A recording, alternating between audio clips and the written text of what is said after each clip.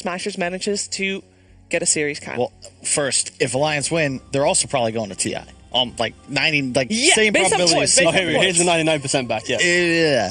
If they were to lose, though, it's not just Liquid that would have a chance. It would also be OG and Nigma that could potentially force a tiebreaker for first place. Because they're both 3 and 2. They're both 3 and 2. You're Liquid right. Is, yeah, Liquid is 4 and 2. Yeah. So anybody that has 2 losses would be tied. Yes, there's a lot of people rooting for Misery and the boys. They've taken games. Never a series, though. Never a series. No, yeah. So I guess starting with Smashers here. Yeah. Pride's on the line. You know, they're 0-6. They're already out. They're going to go lower division.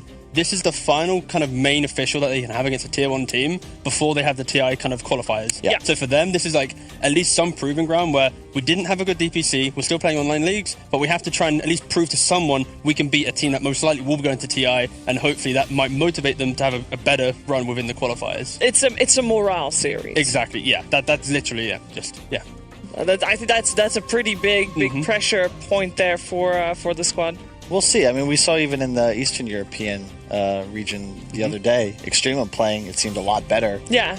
0-5. Halberd Smasher 0-6. Yes. They're even one rung even lower down. Funny you say that. Today, actually, in SEA, Ooh. Lil Gun, Yeah, it's 0-5, just beat 2-0. TNC 2-0. Which throws that whole region into turmoil, exactly, by the yeah. way. There's going to be like 4-person tiebreakers because I don't even know how the hell they did. They had Animage in one of the games. it was- TNC got rolled. Let's take a quick look at the standings so we can decide our tiebreaker scenarios here, because there are definitely a few in there, including one that has got Yeah. 4 teams for 3 spots. I think that's a fairly likely one. Indeed. And keep in mind, our match after this one is OG versus Nigma. The winner would then move into a tie with Liquid. OG has to play Liquid. That's the ultimate match, final match of our European DPC. But yeah, Alliance, they control their own destiny. They win, they're first, they're through to the major, playoffs, they're through to TI. Yeah. Life is good, smooth sailing. Yeah, and also, I mean, and while we're talking about standings, we also see Brame and Secret. They're both in 3 and 3, and the only one that they still have to face is each other. Yep. So that's going to be a spicy one too, because the loser of that will probably be tied with Tundra, depending on how Tundra does against their final opponent, which is Team Nigma. Yes. So there's a lot of possibilities here for a lot of things, and nothing has been set in stone yet, apart from Halberd Smashers eliminated from Upper Division and Alliance guaranteed major slot, and the rest is still up in the air, which is crazy to think about considering we only have a couple of days left, right? Let's start by talking about Alliance, but before we talk about Alliance, let's first hear S4 talk about Alliance.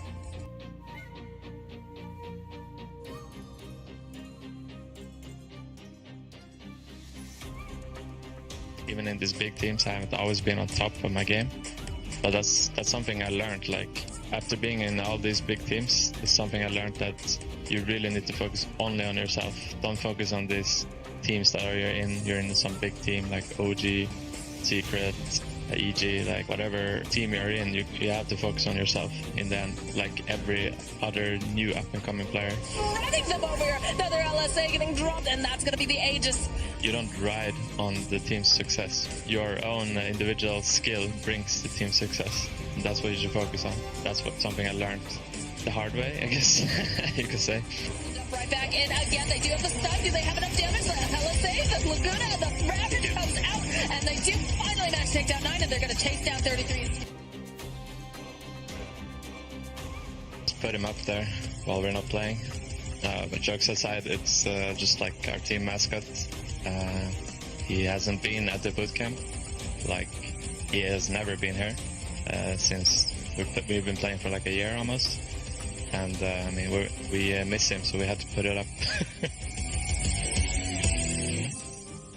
Very wholesome, indeed. And FNG, of course, they're definitely in spirit. And FNG also important figure as, I would say, the right hand to S4. This is, of course, the first team, I think, Kyle, that S4 is actively being the captain of, right? Oh. Or is it... He captained the old TI3 squad, didn't he? Or was that Aka? That was Loda, I think. No? I don't remember. It was so long ago. But I think FNG just makes a lot of sense. You know, this guy's I've been close friends with him for a while because he's also bounced back between like the player and the talent line. Yeah, he did. Works for a year. He's like, you know what? Actually, I'm going to try to play. But ever since he joined the team on loan back in May, became a full member of the roster 6 months later, they've looked good. And I think that's why this match in particular is so important because Alliance, they've gotten close. Finished second last season. I think they were fourth at the last DPC major, not Singapore, but I believe in Leipzig. Yeah. They haven't won. They haven't got the title. They haven't demonstrated, we're not just in the same category as these other TI winners and massive teams in Europe, but we actually belong in the conversation for teams that can win consistently. Yeah, they did, of course, win DreamHack Rotterdam, but that was with a slightly tweaked roster. Let's focus on their opponents. We got the Hellbear Smashers, and they are ready to roar, of course, to try and take a series here. And before we talk about it, let's hear from Ace how he got started in Dota 2.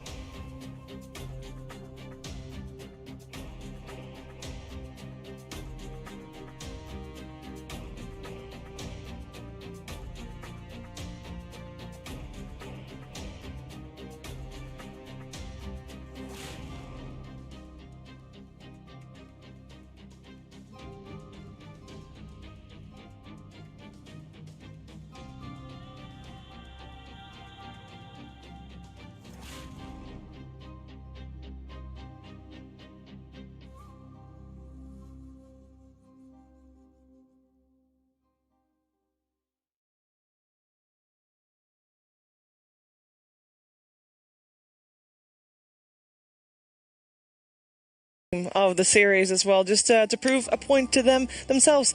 Team, for this series, what do you feel is the most important thing for the Smashers? I think when you look at Alliance, Smashers have to realize that they haven't had to show much in terms of strategy. They've had one good strategy the entire time, the tanky boys, the Timbersaw, the Centaur. So trying to get around that and make Alliance show something new that maybe they've had to bring from the scrims that they're prepping for maybe the major, and then they can pick apart that potentially. But there's so many tanky boys, though. Exactly, but I think that's the main thing. Push Alliance into new territory, or at least make them show new strategies, because again, they haven't had to show it pretty much the entire DPC so far. It's worked for them. Yeah, it has worked for them. Let's see if it can work for them the last series around as well. We are moments away from the draft between Alliance and the Hellbear Smashers, so get ready. We'll be right back after...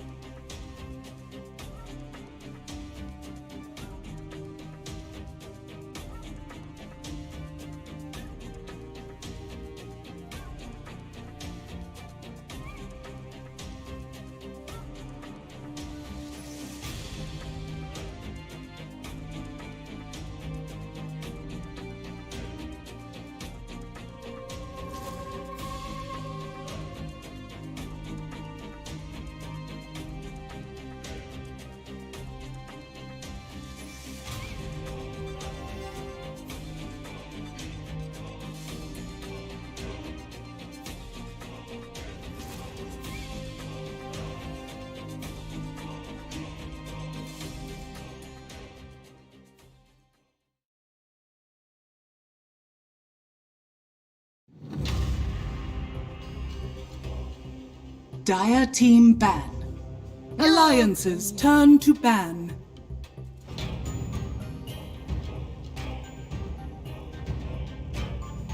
Dire team ban. Alliances turn to ban. Stay mid!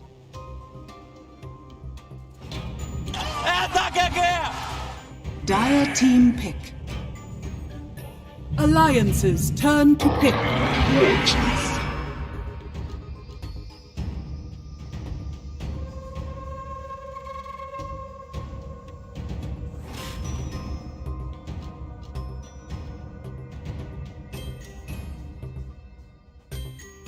10 seconds remaining.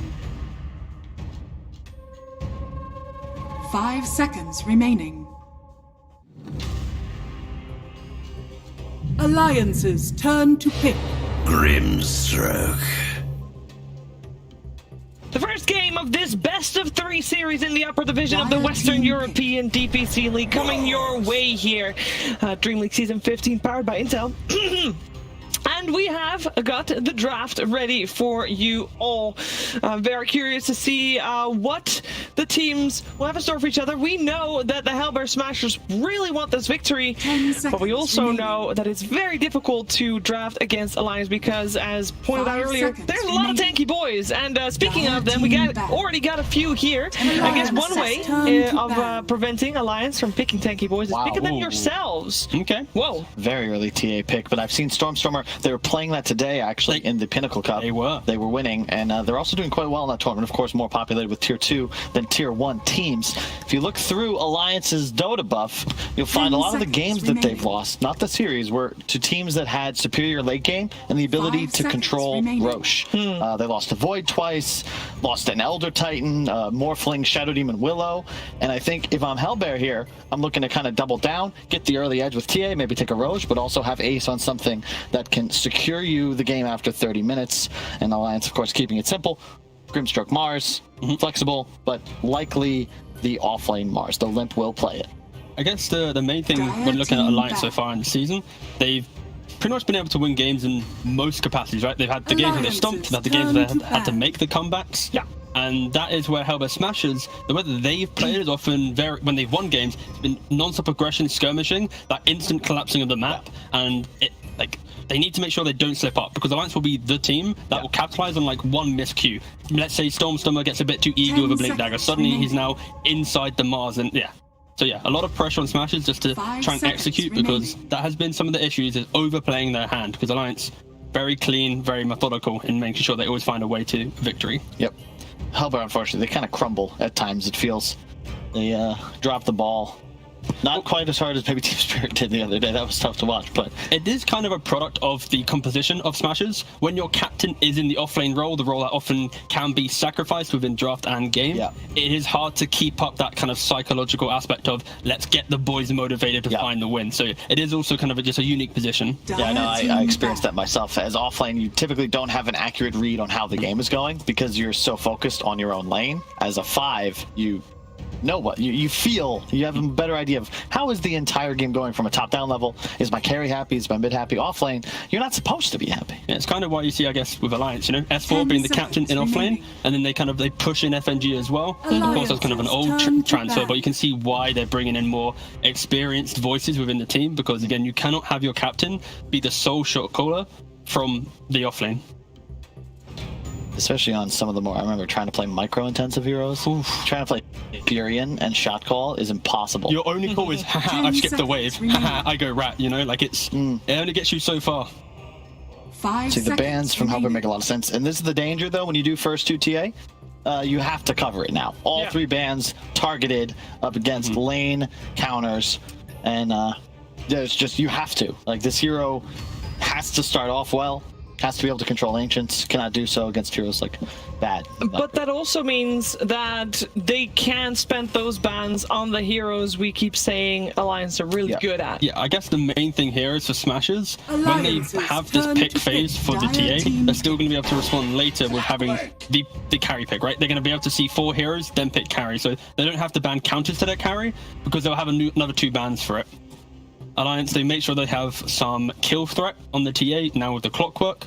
It's pretty annoying for all points of the game just because you have the hook shot, you have the vision. Yeah, you can never really sneak a Roshan with a TA because, of course, flare. You can rotate I always early. like playing against Clock, though. You can Sideblade off the cogs. It's a lower armor hero. And I guess the main thing is you're setting really... someone else up, though. That's what I'm afraid. Sure. And so far, I mean, Alliance is, I think, the only team that has gone 3 games with all their series, right? So they have the biggest amount of games played. That's true. They've not yet played Clockwork this season, that is. Interesting. I suppose they see it as an answer to the Centaur in the laning phase. Not really much you can do. Okay, they go for a Lion. The clock loops up behind you. And pretty standard. I really like Lion with a more burst damage centered cores, notably Ursa and TA, because you have so much control that you then set up very easily for this Blink hero to come in and pack a ton of damage out in 3-4 seconds. I guess the key thing here is Smashers. They're doing a Centaur Lion lane against Alliance. This is basically the same as doing like Timberline against VP. Yeah. You know, it's their bread and butter. They should know exactly what plays well into this lane, and Smashers isn't really being too, I guess, flexible with their heroes. Like every single hero is kind of has face value, and same to Alliance, and pretty much. I wonder if they save Limp or Nico Baby's hero here, because you do have flexibility still with the Mars. We aren't sure yet whether it'll be 2 or 3. Just life. I guess Dragon Knight is pretty nice against TA. The laning isn't perfect, but later in the game you really enjoy it. They go Medusa. Okay. That certainly gives you the late game advantage. Quite nice against Centaur Lion in lane, if that's the route you want to go. I think with the clock, there's no real way to play offensively on the Medusa. Now, if there wasn't a TA already picked, I'd be like pretty happy for like a Spectre. Just have the big carry fight, you just slay everyone. But because of TA, they naturally want to be a bit more kind of fight hungry. So I'm probably not going to be seeing that. It's not a bad TL game. Oh, it smashes. Go for a little cheeky Arc Warden. Oh, that's it. There it is. The Ace Arc. Dude, we saw that. Who was it playing? I mean, they played it against OG. It did not work out, though, but it was close. It was a great game. Close. You're right. Fnatic played, I think it was OB Neon, and crushed him with an Arc Warden in your, I think, 31-32 minutes. It's excellent against the Medusa, but more importantly, I think it plays well with the hero or the concept that Hellbear are going for, because you'll have traps everywhere. Yep. You'll have a Lion, and Lion plays best when there's pressure happening all at once. You know, with chaos, you can hide in the trees, play in a side lane, and then there's a TA here as well. Like any hero that pops up, suddenly you have an Arc Warden porting in with just a clone, and you're finding a kill. Maybe you lose the line, it doesn't matter because your core is there virtually. If you want an Arc Warden, would you pick it up now? Yes. Yeah, you were not gonna wait for the final pick. They go for the monkey instead.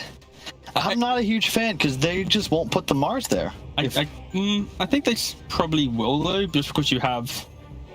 There's no other, like, the tri-lane of a Medusa. I mean, Liv can play Mars as well. He's played it a couple times this season. I guess the main thing for the Monkey pick is simply the last time that we saw him play Monkey King on Ace, he went for a quick BKB, quick Desolator, and it was about a pressure. He's playing with a TA, she'll go for the Desolator Blink, but it's about just flooding the map. When they played this TA strategy earlier today, they played into Slark, Warlock, like big team fight, big just annoyance, and they just had cheap items to take fights. That's kind of what Smash is saying for. It might be the first time the clock comes out, but this is a perfect game for the hero. That's so true. You know, all you're really doing is protecting your Medusa. You get vision control. If you see the monkey in the trees, boom, you've got every hook shot feels great. Exactly. It's such a nice hero to have here. And Hellbear Smashers, their lineup really requires initiation and some sort of jump advantage, which is tough to get because Alliance are going to be comfortable just sitting on their heels farming.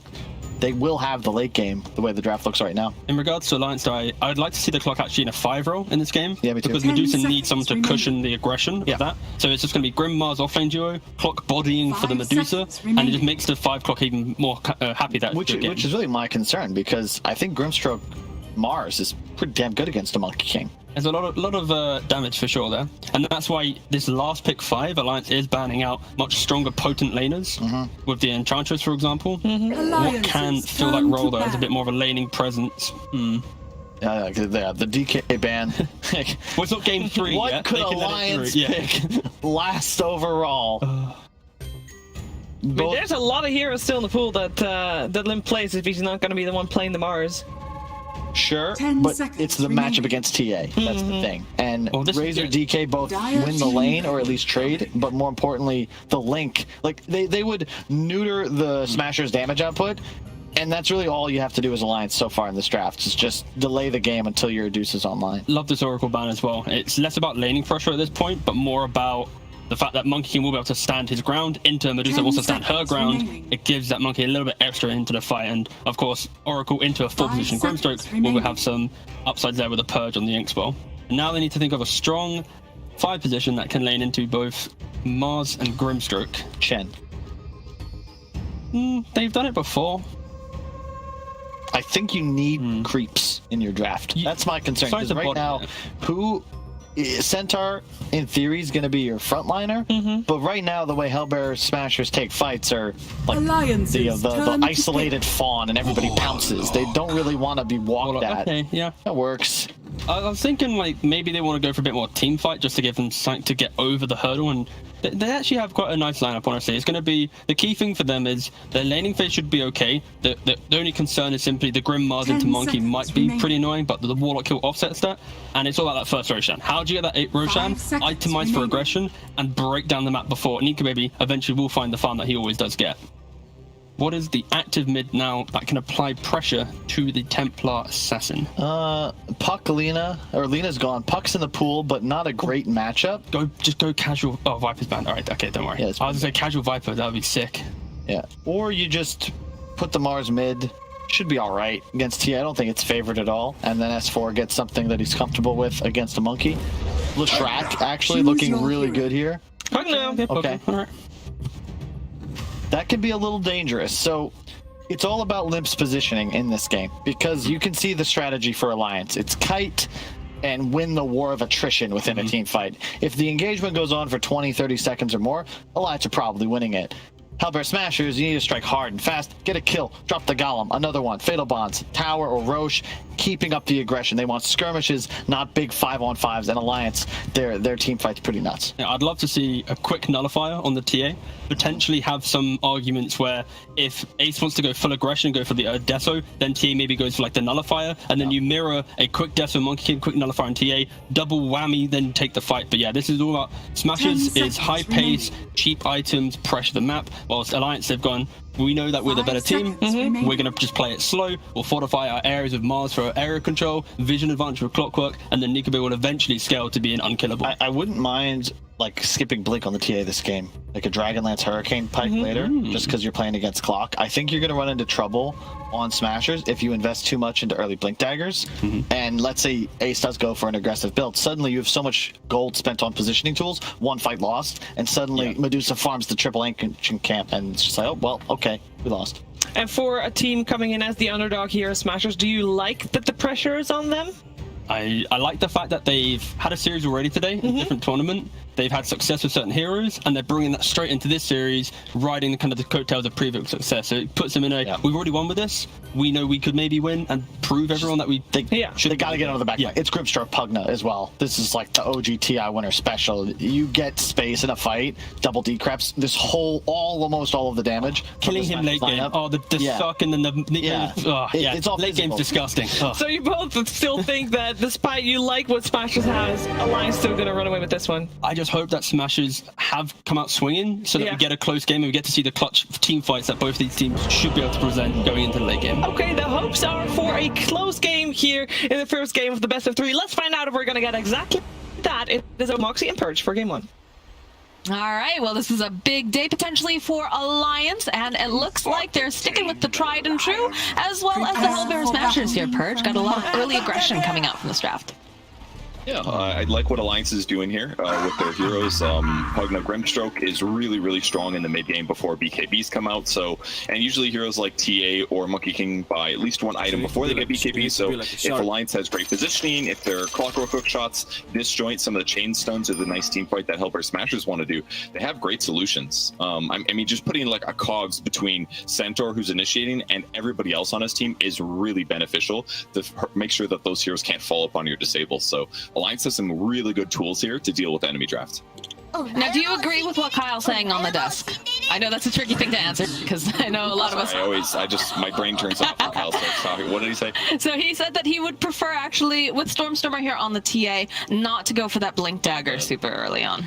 I mean, it sounds like a cool idea in theory, but I don't play TA, so it's like one of those questions where I'm like, yeah, okay, I could theory craft that and it sounds good, but in practice, it probably has some major issues. Like, TA is pretty vulnerable if she gets caught, for example. So having a Blink Dagger sometimes is like the best way to get in cleanly, get a kill, and then get out. If you have to walk in first, it can be really dangerous. I mean, it would help them like hit towers earlier, I guess, because Monkey King can sometimes struggle with that a little bit, but I don't see why you wouldn't just itemize Monkey King for the towers and allow TA to be ready to blink initiate personally.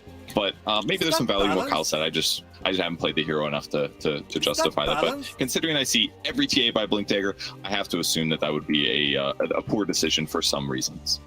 Okay, that's fair enough. I know, like, the big thing he was concerned about was mostly the fact that you do have this clockwork, right? He's going to be trying to disrupt these fights as much as possible, and having, you know, something later on like that Dragonlance into the Hurricane Pike could be very, very value. Yeah, I could absolutely see it be like some kind of a mid-game item, depending if they don't need nullifiers too badly or if Stormstormer's being pressured too much. Absolutely, that could be a reasonable thing to go Dragonlance, even with Blink Dagger at some point into potential Hurricane Pike. But I haven't seen too many Hurricane Pikes for a while now. Even with like the prevalence of like Drow Ranger being played by Dragonlance, they don't go for the full Hurricane Pike usually. It just feels like it's not. I don't know. It's still pretty expensive. For what it gives, even though it did get buffed recently, arguably with the Force Staff change, it gives you more health than it used to. It actually gives you, like, what is this, 500 health Hurricane Pike gives you. It's a pretty beefy item right now due to the Force Staff change, but people still don't buy it, so it just seems like damage or other items are more important. Fair enough. So it feels like right now the side on Hellbear Smashers, they want to play Dota very quickly. They want to try to take advantage of the snowball effect if they can get it online. But on the flip side of that, got some really nice options here coming out from the side of Alliance, right? You've got Limp playing the Pugna, and he's going to be able to, you know, we talked about the double Decrepify, which is super, super nice, the double suck, as T was also mentioning. And then, of course, you've got Nico Baby, who's a beast at farming. So this guy, you know, eventually he's just going to plop himself over in that triangle region, most likely. Can the Hellbear Smashers, are they going to be able to disrupt these farming patterns and whatnot? They can for sure. I mean, if they win the lanes, it's going to be a lot easier to be aggressive. Pugna playing from behind doesn't feel the greatest, but he usually lanes quite well, so it's difficult for that to happen. And yeah, he could be ganked, but we're talking about a Warlock who's not going to gank very often, maybe once or twice tops. And Lion can gank, but isn't the most durable and or the best at initiating, so you can deal with him if you spot his rotations or have good wards. So I don't really see Pugna necessarily getting behind. Medusa should pretty safely farm. Mars should do okay, but has some issues potentially against Monkey King. So I guess that's the lane to watch maybe, is how well the Monkey King is able to do against S4 on the Mars. If they can win that lane abnormally hard, if they can get some good tower pressure, maybe with rotating heroes and that kind of thing, it can be really good. Is that balanced? I believe that's how he said it. Is that the correct? I believe so. I believe that sounds like the correct inflection. We've all heard that. We've all watched that video many times. Have indeed. All of these different fun voice lines and sprays that are getting dumped everywhere here. 30 seconds to battle. I, for one, have been enjoyed spamming Suns fan all over my map.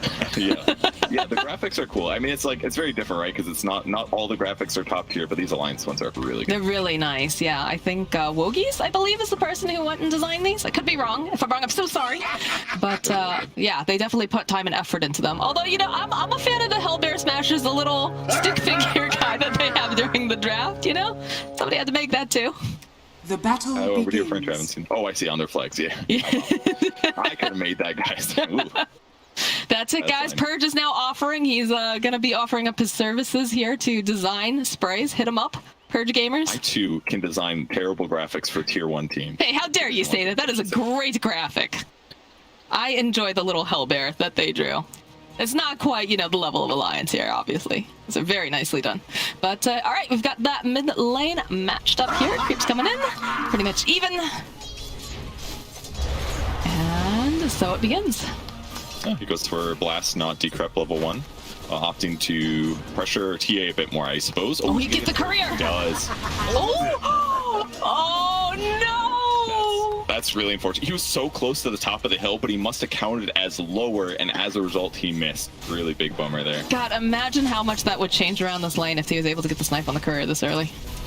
It wouldn't, like, massively change. a big deal. He's, yeah, I don't know.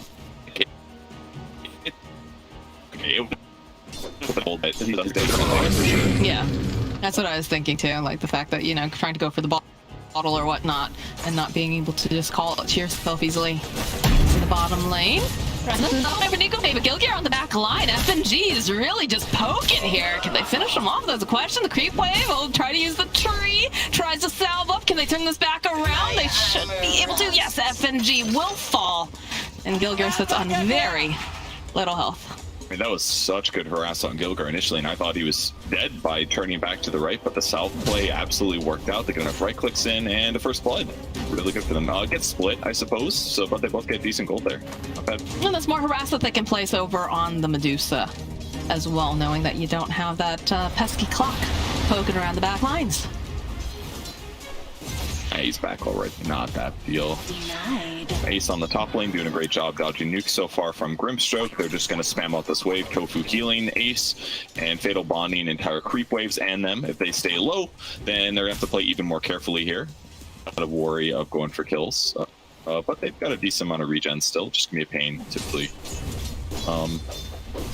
Seems like Stormstormer is not going to go for a bottle this game. I'm not super surprised because from what I've seen, TAs do spend a lot of time jungling in the mid game, especially if they are like the mid laning stage. You know, like they'll like jump into the jungle and they'll take a camp pretty commonly, and that's one of the things that just means that they don't really need as much HP regen because they're not constantly in lane. They have cleave on creep waves anyway, so just like little dip ins here to grab water runes is already going to be more than enough. So I think it's not that like this is why it's not that big of a deal if this courier got sniped. But most other heroes, absolutely. You don't want to delay that bottle. Just know the value of having all of these runes available now if you're able to, you know, fill up a bottle and whatnot. In the bottom lane, though, FNG, he's taking a lot of this damage again. Has a miss. Can they finish off? They do. He's just having a good time over there. My goodness. Has to be careful, though. Nico Babies shouldn't be able to finish him off as in the top lane. As for, oh, he misses the spear. So Ace going to be fine. Just going to heal right back up again and could potentially poke away here at S4. Not bad. Yeah, that'll cost them. There's still a... Oh, no, there's no Salpanskin running back to base. That's going to keep them on a lane for a bit here. Tofu will take some damage, though. He's got to be a little careful about a stun, but no, he's not going to go for it. So this will all be fine. TA has 23 last hit right now. So Stormstormer is doing really good. But there's probably some small camps inflating him a little bit. If we look at the network total, they're actually dead even. So we'll just ignore the CS total for those two guys. Rasmus still low, but he's about to get his Ring of Health, so looks like all the lanes are pretty stabilized for everybody. Yeah, I don't imagine that we're going to be seeing a lot of movement early on. Probably not until we see level 6s, most likely here, considering the playmaking heroes that we have on board for both sides. And of course, for Stormstormer, probably not going to see much rotation until he gets that first item, or if he gets a particularly nice rune. Exactly, yeah. You just don't see TAs rotate that often. It's you just farm so quickly because you effectively have a Battle Fury or whatever. It's 100% cleave damage. Keep in mind, Battle Fury just got nerfed down to like 40% cleave. So, wide gank, you can just jungle super fast and get ahead. Unless your team really needs it, but that's more of like a draft issue or stabilizing lanes that have lost more than they should, that kind of a thing. So if you can just play his game and get his normal high tempo farm acceleration thing, then it'll be fine. Now, it feels like this top lane is going pretty well for the Hellbear Smashers, and I believe that is one of the requirements necessary for the side of Hellbears to, you know, get that tempo going. Yeah, but and while Mars is a little bit behind, it's the same for Centaur on both sides. So it's like a really even game right now. The Vanguard timing will certainly help for Centaur. That's one thing that's really good for Hellbears. Once they get that, they can't really pressure him well with Medusa. While she does have snake damage, you know, right click is definitely some of that. So having Vanguard to protect yourself from that's going to open up Gilgear and give him space to move across the map as well. But is this also a situation where, you know, the Monkey King should be able to make some moves around the map earlier, whereas Nico Baby is going to want to plop himself over in one of those areas and just continue to farm up? It's basically the same for both. Oh, we're going to see it'll go on Medusa bottom. Oh, no, just a Hex alone. Dire's top tower is Heard you getting you. Fine. Look at you. Hey, you liar. Hey, look. Pro players do not waste spells. You almost always. That was clearly a miscommunication or a misread, or they saw clockwork when they weren't expecting. That's all. That's all. No. Coming for my job, I guess. What I was saying before, though, is that Centaur and Monkey wanted to play the same way. They want to stay in the lane and continue getting last hits while preventing the opponent from getting as much farm there. So I don't really expect to see them do that many rotations. Fair enough here. Yeah, pace of the game pretty slow for the time being. I'm just going to be seeing each of these heroes working on their next big item. Do see a bit of the stacks coming out here. Stormstormer, again, being able to use those side blades always feels pretty good when you're able to use the jungle to your advantage. Boy, is it. And that's going to give him still about the same net worth as the Pugna, actually. And now some mid-pressure. Hanskin rotates over with the catapult. Really nice move here. Mars is fine. Little damage on TA. Bit of a slow, but they have a rotation here from Tofu. Radiant try to push them are fortified. Fatal bonds are applied. And we'll turn right back around again and just start live draining away. Oof. That damage. But they defend their tower for now. Denied. Yeah, that's worth it. They've got Salve. He can heal back up. Pressured again. Honestly, Refraction does pretty good against life drain, surprisingly. It really blocks the first couple of seconds. FNG is just bullying Gilgir here. In fact, he gets himself a solo kill. He does have boots on Lion. Just got caught, I guess. The Observer Ward probably spotting out and letting FNG get that grab, and now Rasmus in trouble, maybe? I mean, they've been poking each other back and forth for a while now. The battery assault coming out here from FNG. We'll go grab him up in the cause. There's a rotation here from Hanskin as well. They should be able to get themselves a nice kill. Hanskin will take down Rasmus, and Gilgir will teleport back in, but does need to be very careful. That one is really lucky. That battery assault caught Centaur when there's like 3 melee creeps right there. And I think he only had like 1 or 2 chances for battery assault to hit. The fact that it hit him let him get close enough to do cogs, and that's what guaranteed the kill. I thought it was lost, personally. I was like, oh, he got there like a fraction of a second too late, but he ends up getting the kill as a result. So that's what a great minute for FNG there, getting 2 kills. Definitely feels pretty value here. Couple stacks again, like we talked about, is going to be very important for both sides. Dire's middle Stormstormer is just forced away though here on the side. Putting the pressure on him. Oh, we got level 6 online too for S4 as well. Surprised if we see some sort of plays coming out soon from the Mars.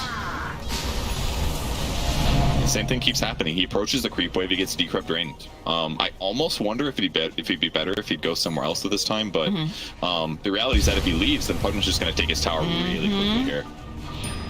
Yeah, Stormstormer can't do a whole heck of a lot. Get the D-ward off here in the mid lane, and it's just nether blast after nether blast, as we also take down the psionic traps as well on the side of Alliance. So yeah, I mean, either way, I think you lose this tower pretty quickly. You're up against a Pugna, all right?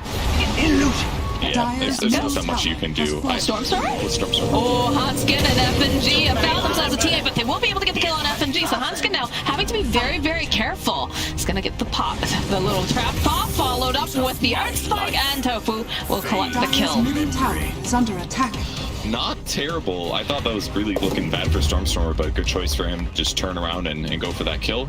Grab some nice neutral items as well. The Sentry is going to block his Ancient spot, but it's not the end of the world for him considering he got some kills out of it. So small gold advantage now for Hellbear Smashers. I think this has probably been Mars sacrificing a little bit. Not too bad, actually. He's doing fine. 500 net worth behind Ace. So despite what seems like Grimstroke just being mid for the entirety of the mid game here, Alliance is still doing good. I mean, they got the mid tower. All their heroes still have good farm, and they got the. I mean, that's decent for him. It looks fine. Alliance is in a good spot. Top tower is under attack. When the pressure's on here in the top lane, Limp is making his own rotation. They just want to take down all these towers and start to make the jungle feel a little bit claustrophobic here for Hellbear Smashers. If they do that, it's going to be easier to invade against TA or anybody else. There's Stampede Bomb. Stampede down in the bottom. Gilgir's here along with the Monkey King. They're looking to blow up Nico Baby. They're going to be able to. The follow-up though here from Limp. Have to clarify. They go. They use the life drain and they're doing a decent amount of damage. As Raptor just taking down all the assault. They do manage to get the kill onto FNG. Nico Baby goes down, but they lose Ace, and they're going to end up losing Gilgir. I mean, they lost out a bit, but Limp gets a double kill, which is really good for him. But I think that was okay, honestly. Killing the Medusa for that's going to slow down their farm speed. I mean, that was like a, 500 net worth disadvantage from losing that fight. That felt okay to me for Hellbear Smashers. I really like that early rotation. The ulti pop, we don't really see that feel very good early, but that was one of the best early game Monkey King ultimates I've ever seen in my whole life. So just unfortunate his stun was on cooldown, so he didn't get to stun the life drain right away. But that was all right. Kill Medusa, slow her down, limit her farm speed because you don't want her to get to the ultra late game. And in the meantime, TA's farming and giving Pugna a little gold advantage doesn't matter. The arena, spear to the wall, and of course the life drain. That's a dead Rasmus. Stormstormer is rotating down with Gilgear, meeting the hook shot now coming in from FNG, cogging up. That's another kill going over to Lip. And looks like we'll probably lose FNG here because they are not happy about this on the side of the Smashers, but they do have to be careful. Hanskin making his way over here. Again, that Decrepify over on the TA. There's not much that she can do against us at this time. Gonna clear up the creep wave, and they're gonna keep on pressuring the tower. Flip is doing a great job showing us how good this last pick Pugna was. He just decrep life drains everybody, and they can't do anything. Look at this. Here it is again. Again, and they do have the ink spell on top of it. They just have to close the gap over onto Ace. They'll stun him. Oh, a little bit of a whiff spear here coming out from S4. So they go use the Stampede. Stormstormer chasing after S4. At the tree dance over on the side here for the monkeys. He leaks back down again. It's just gonna try to take down the Pugna ward. Another shot coming out. They'll drop the chaotic offering. They've had enough of Limp, for God's sakes. On the back line, though, Hanskin does get left behind. And S4 is trying to wait patiently. Will try to push this golem away. Oh, the stun, though, coming out. The spear, though, is able to save Limp. He's still alive, but not for much longer. Eventually, he will fall to Tofu. Dude, that was really cool from Ace. The stun into Primal Spring, I'm pretty sure was going to kill Pugna because he was decrept as well, but that spear prevented it from connecting. That was really cool, but either way, that golem felt like rage to me as well, did it? Like, it was like spite, like, stop draining us, please. Yeah, they've had enough. But it worked out, actually. They get a big fight. They finally take away the killing spree on Limp. It goes to Tofu. Congrats to him for his new 400 gold. And that's kind of what they need, though. He's going for a fast 4-staff. If he gets a 4-staff, that's the hard counter to the life drain, guys. Getting people away from Pugna is clearly the only way they can stop the damn thing. Yeah, there's a couple solutions here. You know, you've got that to help with the life drain. You've got that to help with the cogs. It's really a very valuable item in this particular game against this Alliance draft. But what's is going on? You can see that smoke is coming out here for the side of the Hellbear Smashers. Now, we do have a Blink Dagger picked up now. Or the Mars. So positioning is going to be a big deal here. Absolutely. If they can catch Warlock or Lion or look at the way anybody but Centaur, it looks good. I like this. I like this movement. They know that this Medusa is going to want to be hanging out in the jungle here, so they're protecting her. They smoke up around the area, and they're on the hunt. All right, let's see how the smoke breaks here. Hanskin's going to place a ward. They're going to see it right away. This could reveal that there's a smoke. Hook shot. Immediately over onto the TA. They'll pin her to the wall. They just need enough damage to hex them by a bit more time, but eventually they will kill Stormstormer. As Lip sitting on the very far back line gets the kill to Gilgear. Double soul by double silence coming out here as well, as they'll try to burst them down. Can they do it in time? Oh, the stun coming up from Ace will be able to keep the Warlock alive. Rasmus looking, oh, good shield bash them again, coming out here as they just can't seem to get their hands on the side of Alliance right now, even with this Warlock slip coming out from Tofu. His upheaval level's really paying off here. He's got 2 points right now, and that's the only reason that they're having some success in disengaging, because these fights just look almost impossible for the Smashers to take. If they jump on TA like that, they almost saved him. The healing ward came out, but the cog push did a little bit too much damage and guaranteed his death. So things looking good for Alliance. They're getting the pressure on the map. Medusa's still hitting creeps, finally catching up a bit. Before that fight started, Medusa's net worth was not very close to TA's, but now it's looking pretty good. So Alliance is chipping away at the small lead that Hellbear Smashers had. I think the other thing is, oh gosh, she even has the Manta completed now for the Medusa, is just the idea that, you know, Nico Baby, he's going to farm so incredibly fast. This is a hero that, you know, just like we said, sits over in the triangle area, just hits creeps, has the split shot. And the Smashers have not been able to really challenge it past that one time in the lane in the bottom. It's difficult to get on top of her and get that kill. They have some lockdown, obviously, between Lion, but the Monkey King and the TA are a little redundant in what they do in terms of them just doing physical damage. The Pugna kind of counters that already. So, like, if any of these fights happen and they just decrep the Medusa, I think it's impossible for her to die. There's literally not enough damage that can burst her. So it's really difficult for Hellbear Smashers to take these engagements. You know, you gotta give credit to Stormstormer. He is farming quite well. But it definitely, you know, it always feels like whenever we say, this draft is on the clock. Well, not the clockwork, obviously, but, you know, the timing within the game. It always feels a bit sweaty, I guess, is a good way to put it. Yeah, you gotta be careful. And Alliance got their opponents. Reward to have. We do have. Notice them retreating. Yeah, we've got the blink though online here for the Centaur. That's going to be a little bit more lockdown, perhaps. You know, like the panel said, oh, the hook shot not connecting. Look at how fast they just back off as for even popping that haste rune. But, you know, the one thing that they said is that this draft coming out from Hellbear Smashers, they don't necessarily want to take a 5v5, right? They're looking for small skirmishes. They're looking for these pickoffs.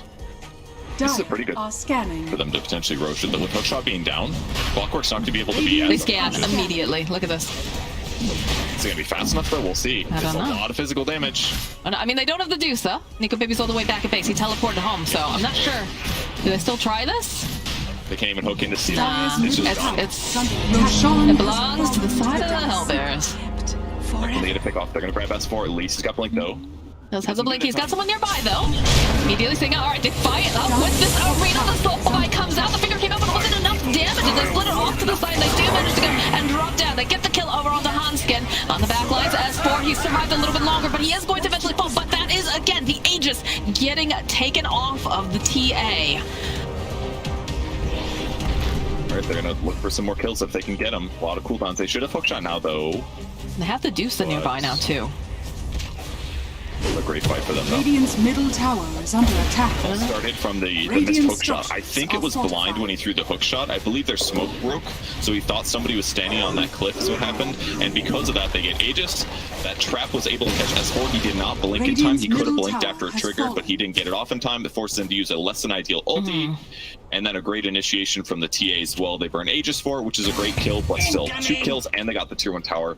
Excellent for the Smashers, but they're going to have to keep more tempo. This is not by any means end of the world. The Limp would like to go and just remove Rasmus here. As FNG with the hook shot will ensure that is a dead Rasmus, but they do have to be on the run now. Ace up into the trees. They're dropping some of the traps. S4 is nearby. They'll stun over here onto the Clockwork. S4 waiting patiently here. Are they going to be able to get alive? No, but they should be able to put a little bit of damage over here to this TA.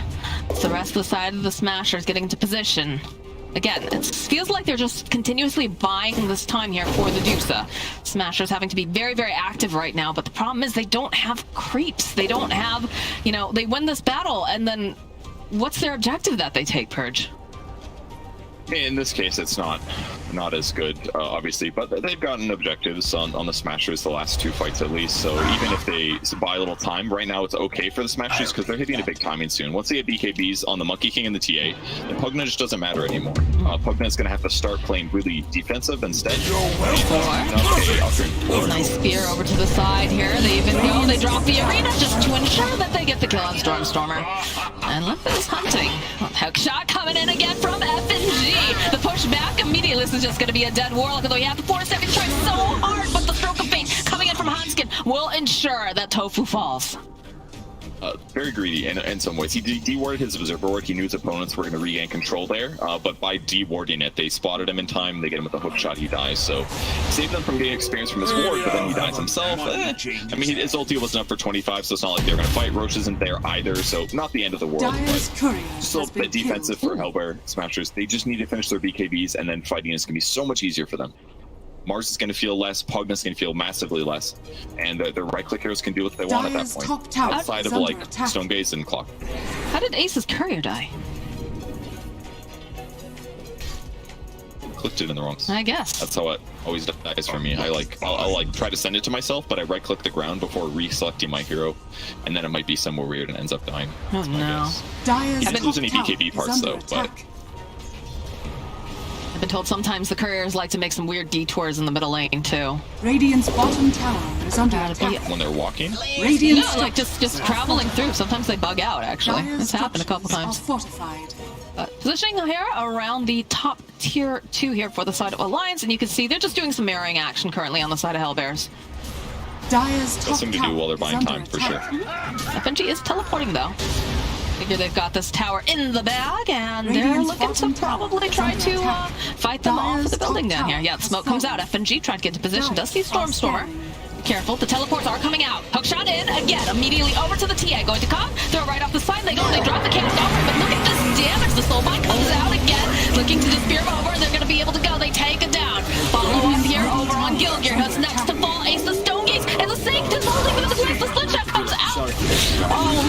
goodness. Ace goes down, Rasmus goes down too, and now Tofu is trying to hide in the corner, but you can't run from S4. It's a triple kill.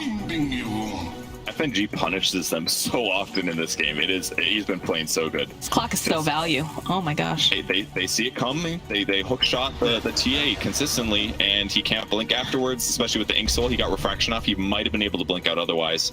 The healing ward, sorry, the Nether ward is down. The Mars ulti comes out. If they just have BKBs, this fight is completely different. BKB comes out in TA, Clockwork instantly dies. Yeah, maybe he's a little bit pressured, but they can actually stand and fight. Instead, they just get outmaneuvered. They thought that they could split there and get the tier 2 in time, but they didn't get to half HP. And they again take a huge fight disadvantage before they hit their BKB timing. It just buys more time for Medusa to hit her late game. Dire's bottom tower. And steal your stacks. Yep. That feels very bad for Hellbear Smashers right now. Working on the Scotty next to the item for the Dusa. Limp has just, his positioning has also been very, very good throughout this being, oh dear, oh Tofu, he just stepped out of his base. He just wanted to put down a ward, guys, over the back line zone. They find Ace. They're going to try to hold him into place here. They're stunning up S4, trying to keep him in place, but they just lose Ace immediately. He takes one step out. S4 even going for the arena. He would like this kill over on Tofu, and by God, he will find it. They're punishing the Smashers so hard. These like last 2 to 3 team fights that just went a little bad for the BKB buyers. It's just completely messed up their whole game. It feels so difficult for them to play now because they haven't finished their BKBs, and thus the net worth advantage for Alliance is just too close. So Medusa now gets the death ball. She sits in front, Bugna sits behind. They get to do their decrypt combo still for the next fight, and it's just getting worse and worse for them. How do you push these guys off of your buildings right now is the question. You can see that, you know, the Hellbear Smashers, they realize they can't do anything currently. They just try to push out the other lanes, and Alliance is just going to walk right away very easily. Probably go hit creeps a little lower and just chill. They have a really big goal today. They want to get their first 2-0 of the season, so they don't want to lose any games that are won, and right now this game looks really, really good. So they just have to play a little safe. I love the halberd on Mars as well. He doesn't really need BKB that badly this game, so being able to disarm TA as they go in is a massive advantage. So they're just going to farm the enemy tri-camp. That's going to force Smashers to spread out in areas that are less efficient as the tri-camp, and they'll just look for a pick-off, take another tower, or take the racks. Boom! There it Game goes! firmly in Alliance's hand right now, as they just methodically are sweeping across the map. And again, FNG, okay, the force that comes out, they will end up leaving Gilgir behind, though. This is looking like a very dead lion as they get the soul bind off, too. Spear over on the side, the double suck coming out. Then they'll go and they'll drop that golem on the backline. But look at Nico, baby. He's just chasing them down one by one, taking down Tofu. He'd like to take down Rasmus, too, but isn't going to be able to get his hands on them. Radiant's top and now they're so far ahead, FNG just needs to initiate on any hero, and his team's gonna be able to follow up. So he gets the hook shot again. They've got the Solar Crest. They're not slowing down. They're going high ground here. I mean, this has just been the FNG show, honestly. The way that he's gone in with the cogs, the way he's grabbed people, held them in place for Limp to go get the drain. I mean, everybody's been playing really good. Yeah. FNG's definitely been there at all the fights. It feels like 17 of the 21 kills. Yeah, that's pretty good. Oh, yeah. Dire's middle tower has fallen. It's Limp as well. Limp has been at 18 of the 21 kills, so both these guys playing excellent. Solid laning stage, good tower pressure, not getting picked off. And with the golem used there, it's looking rough for the Smashers. They've got their BKBs done at this point, at least, but now their net worth advantage doesn't look as good. They're not just going to instantly blow up supports and maybe be able to pick off somebody else. It's still going to come down to initiations, obviously. If they get hookshotted and then they BKB, it's not going to feel as good. But if Smashers can initiate first, could be a very different world. It just also hurts that Gilgir had to go force this game because of the clock. He doesn't have blink. That means their initiation feels more difficult. You did buy Shard, though. That'll be pretty good against Clockwork. Make yourself magic immune. Yeah, kind of cool. But they can get a grab. And be able to take down some of those illusions, too, was always pretty nice. But again, this has come down to who gets to jump on who, because that's the problem, is that Hellbear Smashers, they don't want to take these long, drawn-out engagements, because Nico Babe just super happy to sit in the middle of everything. And look at this, the hook shot again from FNG with the Explode, just immediately pushing off to the side here on the centaur. Stormstormer jumping on the other line, but they have the Stone Gaze here. They've got the Mystic Snake, and they just chew people on the back line. They take that Tower, they take that Rasmus, Gilgir, and now they're soulbound up over here. Stormstormer and Ace in this terrible-looking, just three-legged race as Nico Baby chases down 8. They really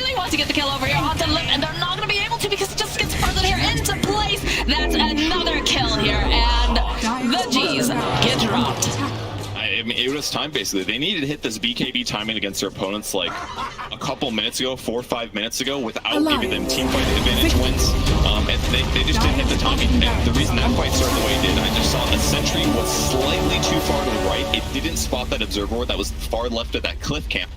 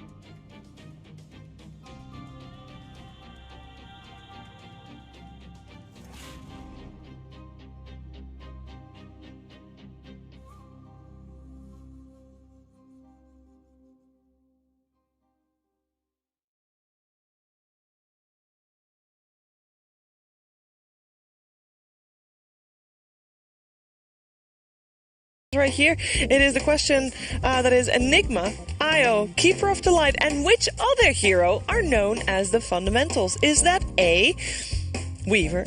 Is that B, Chaos Knight? C, Elder Titan? Or D, Arc Warden? Now, if you know the answer, very good for you. Go into Twitch chat, type !DHL drop, and then a space, and then the letter of your corresponding answer, and you have a chance to win loads of prizes. We will have a leaderboard on the DHL in Motion blog, so make sure to check that out. And of course, the answer to this question we will show you after the break.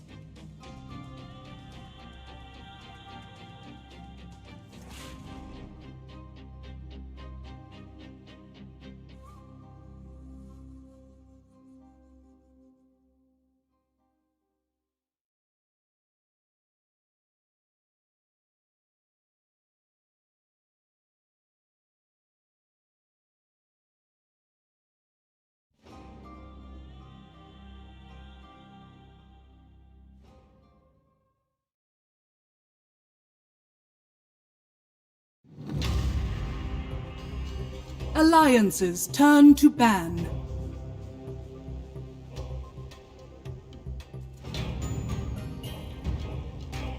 promise you an answer for the DHL drop quiz. So the answer to the question, which of the heroes other than Enigma, Io, and Keeper of Light is known as the fundamentals, is Chaos Knight. So that would be, if you did exclamation mark DHL drop B, then you are correct. So you should be somewhere on top of the leaderboards. Congratulations. That's not all though. You gotta continue doing well throughout the entirety of the rest of the days where we're gonna do the questions. So you gotta keep paying attention and hope that you get lucky enough, and if you're smart enough, to catch a prize. So that was our first DHL drop question, and we are now ready for the draft of Game 2. I'm here with Kyle Tigo. Hello. Hello. Are you happy with this elevator music behind me? I want that to be like a mini meta developing where a group of people who got the first question wrong now start deciding to tank the answers for future. Because like Twitch has like a hive mind, right? Yeah. So if all the guys that just got it wrong, you don't have 100%, start spamming the wrong answers, and then hopefully a couple of guys will believe you, and then suddenly that hive mind loses out. So yeah, there's a mini meta for DHL potentially forming right here, right now, live. All right, for this one, Smashers will be on the Radiant side, Alliance on the Dire side, and they get their hands on the coveted Ancient Apparition. We see what was a 93% 5 seconds rate remaining. of victim ban. Contested rate. That's the word I was looking for. Yes. Gotcha. They still surprisingly ban out first phase Monkey King. No, again, it's a lot of respect towards Smashers, and I think like that first game, it just showcased Alliance discipline and understanding of their timings, and it gave Smashers like their ability to try and play with a high pace that they do. But again, they lost that game because of their positioning, because of the punishment that Alliance put upon them. Yeah, I mean, it's the big green machine. Radiant just team picks. might have looked rough at a point, but I don't think any fans were really concerned. They've seen Alliance play that sort of style all season long, and they really met less resistance in that game than they would typically. And are you saying that this could be Alliance's first 2-0 of the season? It's quite possible. They really haven't 2-0'd anybody yet? No, 2-1 the entire way. Even the series they lost was a 2-1. Like they haven't even beaten cleanly. So yeah, it's and it goes to show just how evenly matched this entire region is. In some ways, Alliance winning this season can be considered good for Europe as a whole, because it would guarantee 2 spots directly invited. Would be a little shaky if it was anyone other than Alliance in that top spot. Yeah, because we keep saying that there's a lot of teams that still, if Alliance loses this series, we keep saying that there's a lot of teams that potentially have a chance of a tiebreaker for them to still make it to the top. But realistically, all of Europe DPC should be rooting for Alliance to get top here, so that it can go on based on points alone. So that to an extent, I mean, you wouldn't see like Nigma make that argument as an example, because they want a 500 points and they want the tiebreaker. Because a lot of these regions are way up in the air. I think SEA and South America specifically are going to have a lot of impact on how the point differential actually works out. As an example, Fnatic, they won Season 1 in Southeast Asia. Now they're in a 3-way tie for first place. So if they win, that's very good for every other region, because now suddenly they have this point buffer that they don't need that guarantees their spot. Yeah. Whereas if they finish, say, 3rd, they're still going to TI, but now these other teams gets a lot of points as well. So the same goes with NA as well, to an extent. That aside, Smashers entering the second game, they try going to the tried and somewhat tested ban out the tanky boys. You go Timbersaw Centaur ban.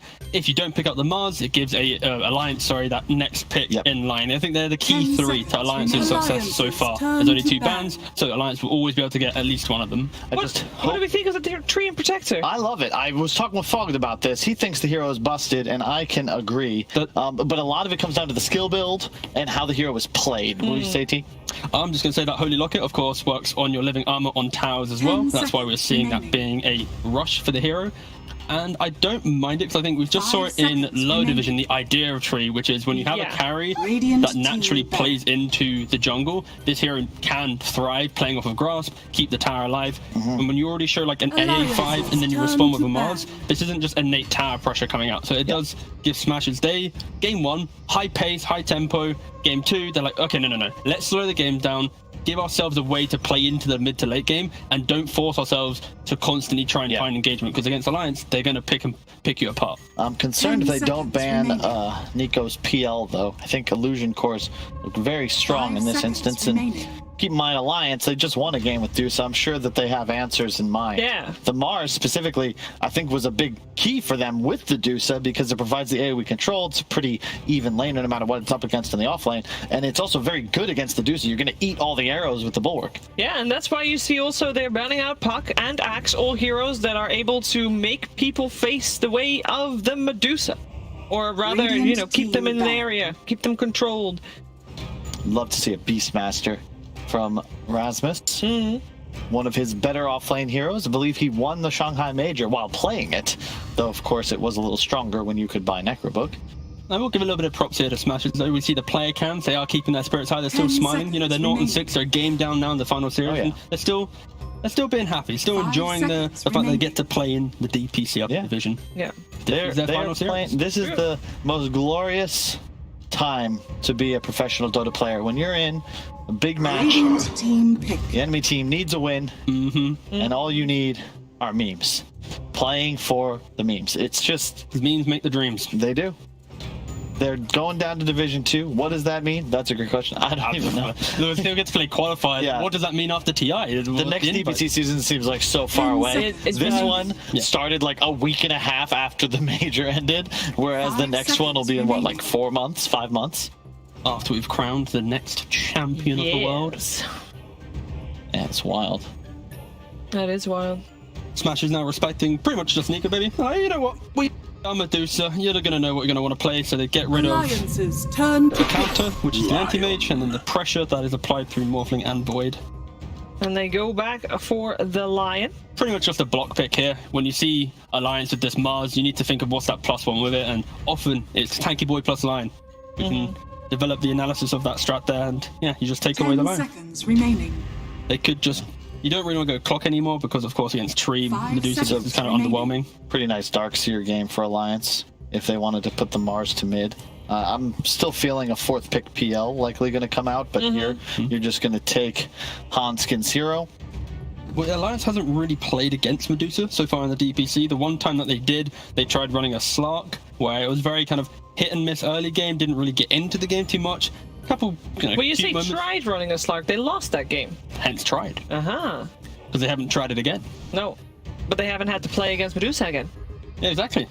They're one and done. They're like, woof, let's not do it again. But yeah, it'll be interesting to see what their new plan is potentially, or if they just run the Slark again because Alliance, they're not in a position, they don't have to really reveal anything, right? They're already secured at the major. Yep, and they have, you know, they're also a game up. So, like, no pressure, right? Pride's on the line here, Shiva. That's true. Can they take a series 2-0? You want to close out this season, finally getting a 2-0 against a team that, on paper, again, when you're seed 1, they're seed 8. This is the series that should be the 2-0. Exactly. Yeah. The question is, do they want to go double squishier range support? Do they want to give Hanskin something they can rotate with, like a Tusk or an Earth Spirit he's known for? Could just go for like an SD here. You mentioned Darkseer most likely for the illusions, but it's the kind of same idea. Oh, we got the cow! Wow, you're a big fan, I love Spirit Breaker, but Spirit Breaker is not that good against slows, so Tree's actually really good against Spirit Breaker. But you can charge and find him wherever he would be hiding in the trees. But that's against Lion too.